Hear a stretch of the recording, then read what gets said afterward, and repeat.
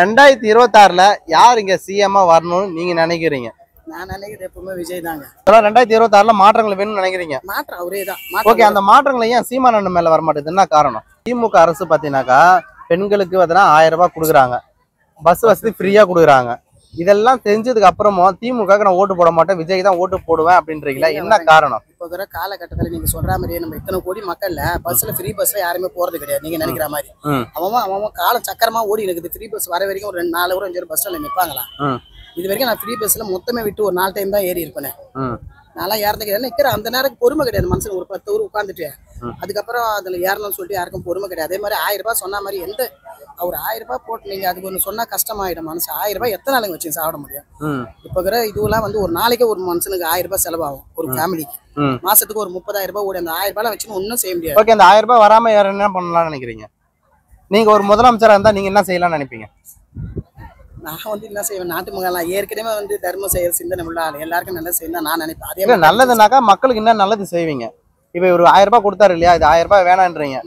அதுதாங்க இப்போ வந்து என்ன தெரியுமா, முக்கியமா நம்ம ஆட்சியில வந்து இதுவா வருது நிறைய பேருங்க வரி சரியா கட்டாம ஆளுங்க நிறைய இருக்கு. அந்த வரி பணம் எல்லாம் வந்தாலே பெரிய பெரிய ஆளுங்களுங்க. அந்த பணம் வந்தாலும் நம்ம கவர்மெண்ட் இல்லாத ஏழைங்களுக்கு உதவணும். அதுதான் என்ன பொறுத்த வரைக்கும். உதவி எதுவுமே பண்ணாமலே பாத்தீங்கன்னாக்கா நான் ஓட்டு போடுன்னு சொன்னா யார் ஓட்டு போடுவாங்க அப்படின்னு கேளுங்க. நீங்க கேப்டன் விஜயகாந்த் ஐயா இருந்தாரு இல்லையா, நீங்க ஒரு உதவி பண்ணல எங்க பாத்தீங்க?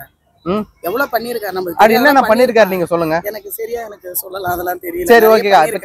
கேப்டன் விஜயகாந்த் ஐயா இருந்தாரு இல்லையா, அவர் எவ்வளவு உதவி எல்லாம் பண்ணிருக்காரு.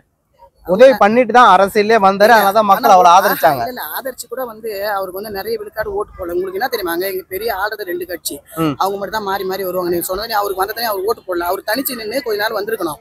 இப்ப விஜய் சார் வருவாருன்னு ஏன் சொல்றேன்னா, எம்ஜிஆர் எப்படிங்க தனித்து ஃபர்ஸ்ட் தேர்தல் எலெக்ஷன் ஜெயிச்சாரு, அதுதான் நடக்கும். இவர்கிட்ட வந்து இந்த ஒரு தேர்தல் தந்து கேப்டன் விஜயகாந்த் கொஞ்சம் தொகுதி கூட்டணி ஜெயிச்சு எதிர்கட்சி அப்படிலாம் வரமாட்டார். எம்ஜிஆர் எப்படி வந்தாரு அதே தான் இவரோட மாற்றம். நீங்க சொல்றது கேட்கறது தப்பு. அது வந்து அவர் சுயமா சம்பாதிச்ச பணம், அவரால் முயன்ற உரிய அதுல செய்யறாரு.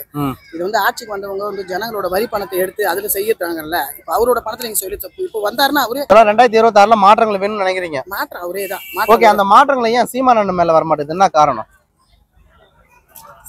ஏன்னா அவரும் மாற்றங்களை வேணும் தான் தனியாவே கூட்டணி இல்லாமலே நிக்கிறாரு. இல்லைங்க, இப்ப எல்லாருமே இப்போ இருங்க வரேன். எம்ஜிஆர் விட்டு பிரியும் போது எல்லாருமே தனி கட்சி தொடங்கினாங்க. வரும்போது அது வந்து மக்கள் கிட்ட யார் செல்வா இருக்குதோ அவங்க மட்டும் தான் வர முடியும். நீங்க நினைக்கிற மாதிரி எல்லாரும் வந்துட முடியாது.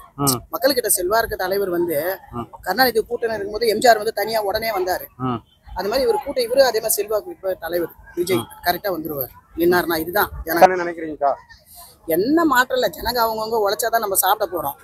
ஜனங்களுக்கு வேண்டிய அத்தியாவசிய பொருளா விலை ஏத்தாத எல்லாம் அவங்கவுங்களுக்கு. இப்போ படிப்புக்காக ஒரு முக்கியமான இது போய் போகுது ஜனங்களுக்கு.